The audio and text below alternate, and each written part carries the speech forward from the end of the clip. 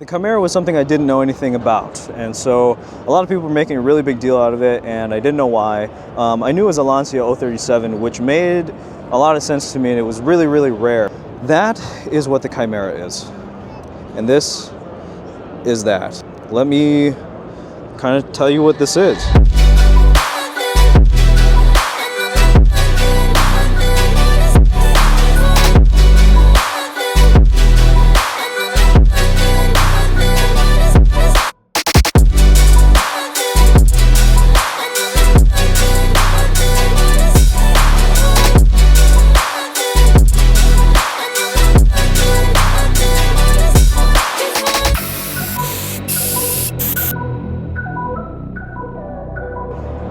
Okay, so we are back at the auto show. This is day, I don't know, it's Thursday.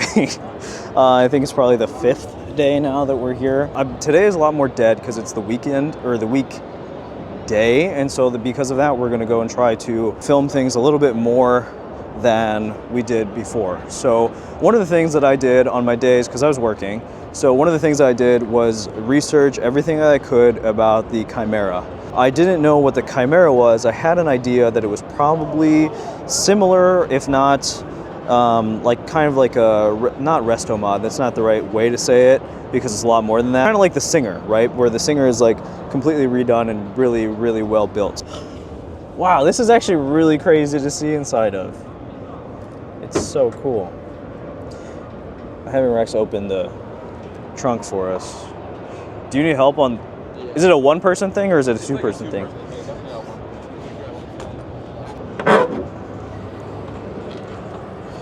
Thank you.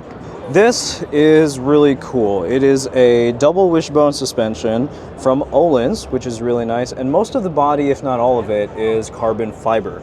So the entire thing weighs about 2,300 pounds-ish. From what I understand, which you can kind of see, it's a twin-charged vehicle, which means there's a turbo there and there's a supercharger there too. Yeah, so it's number 8. It's really cool to see the whole thing. There's a lot of detail here. It is a 6-speed sequential trans. From what I understand, it's the same type of trans that they use in the Gallardo and the R8. So that is really sweet. The interior, guys, it blows my mind. It literally, holy crap. Like, the interior is ridiculous. I love the color, first of all. It's like an Alcantara blue, and all the details are there. From what I understand, the Lancia 037, the homologation version, there's only 257 versions of them. It's a Group B rally car, and to take those 257 and put them to where they are now is kind of ridiculous. There's just not many of them at all. And so, like I said, well, we know how many there are. There's only 37 of them. So 37 in the world. In the world, how crazy is that, right? The opportunity to be even in this car and literally, you know, touching the carbon fiber of the car, it's ridiculous. Like I said, I had no idea about this car and I didn't know how special it was. I didn't know anything about it. So now that I am learning about it and more history that I'm doing about it is super, super significant. It just makes me feel more thankful to be in the car and around the car. And I think that's the biggest thing too about cars in general, right? Is it's about the story. It's always about the story. So the same thing with the RWB. Some people pass it up, as I've noticed this whole week, where some people will pass up the RWB and there's like, it's just a body kit, you know, cool. And while technically that's true, but there's so much more to it because of the story behind it. And it's the same thing with this Kimera. So it's just so cool. Same thing with that Volvo behind me. I still don't know what that is. I gotta do some more research on that too. So it's just all about the stories, guys, and that's what really makes cars significant. A bit more of the light. So everything in here, carbon fiber. Like I said, the whole car itself only weighs 2,300 pounds. Group B. If you don't know much about Group B, I think Donut did a really good video on Group B and how significant and how dangerous that rally class was. Group B, a world rally class whose 4-year history would be cemented in the mind and myths of race fans for years. Do some research. If you haven't seen that video, I highly recommend it, and it would make more sense as to why I'm considering and talking about this as a Group B car. Even the shifter is like carbon fiber. How cool is that? Everything. It's awesome. Even the controls are just so clean. Everything is so good. Visibility back there. Wow.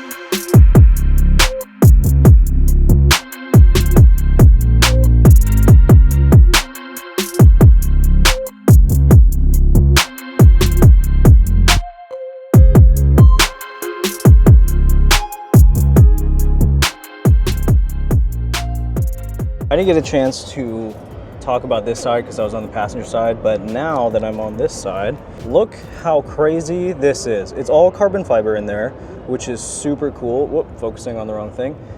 But it's just so cool how the interior is all carbon. The seats, like I said, they're really nice. Seats are also carbon fiber. It's even got the tape on it still. It's really cool. There's a little bit. Kimera Automobili is proud the EVO37 built in Italy will run on Puerto Rico's roads. That's pretty cool. Authentica Evoluzione. So sick. So you can kind of just see barely peeking out there. Martini Sparco Racing. That's so cool. Look at that. It's so sick. Wow. Wow. I've been sitting with this car now probably for the last, seriously, like 20-30 minutes, just filming this car, like everything, single part of it. It's nuts, man. I mean, sequential shifting, this thing, can you think about that? That's crazy. Instrument panel is super cool. I don't want to get into it out of respect, of course, but wow, that's so cool. Oh no, I don't know what that is, but I got you. We're at Honda, obviously for Media Day and stuff, but we completely forgot about the Type R. We were more so like busy with the Moto Compacto, so I was really interested in that, but they have an FL5 Type R. I like it better than the FK8. I actually like it a lot. And it's still a hatch, which is nice. Has a lot of room. And what seems like a decent amount of space in there. Is that the cover? Oh, wow. That's actually really nice. But I think it's nice, actually. Oh. All right, a little bit of a flaw there. It just looks good. It looks like a lot more tame than the other one, and I like that, actually, a lot. Pretty good. Type R interior, it's nice. And the cockpit looks pretty cool, too. Toyota again. Our goal was to look for the Land Cruiser, which I'm still trying to find. I don't know where it's at. You actually have no idea what they're in line for. Yeah, I have no idea what they're in line for. Interesting. We'll walk on. Good, how are you? It talks to you? All right, I'm coming. Oh, it actually talks to you, huh? Close the door. Oh, okay. 45 miles per gallon in EV mode. What's the range? 600 miles are achievable. 52 miles per gallon in hybrid mode, and 45 miles in EV electric mode up to highway speeds. Do all Priuses talk? Currently, I am the only one. However, this Thank is you. technology which will be available very soon. Thanks for stopping by. How cool is Have a that? great day. I got the Land Cruiser. Damn, I found how it. is that? I don't know how we missed that, actually. It's literally at the entrance to the entire show, and we missed it every single day. I wish they could open it for us, though. The Land Cruiser is actually very much within my scope that I want. I changed the focus so you can kind of see it inside of there. Looks pretty good. That's nice. Yeah. I do like this. Yeah, the little curve. It's pretty. It's an iForce Max, which is it's the exact same as the new Tundras, I believe, which means it is a V6 twin turbo hybrid, I believe. I think it's cool. I think it's really cool. I'd like to know more about it.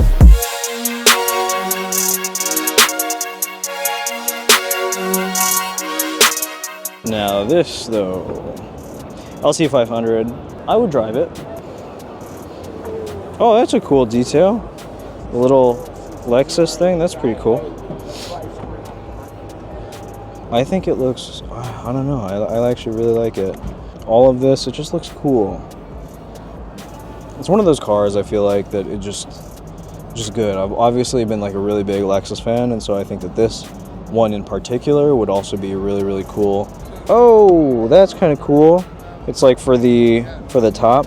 I don't like that the park is a button. I've never liked that on any car ever, so a little negative there for me. But what seems like is like the track controls or whatever, like Sport Plus, whatever. It's there.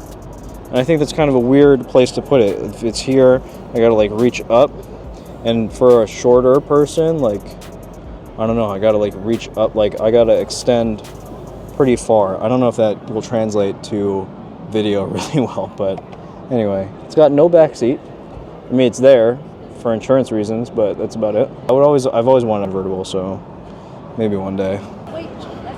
All right, anyway, back we go to the RWB. My name is Dan Gleason.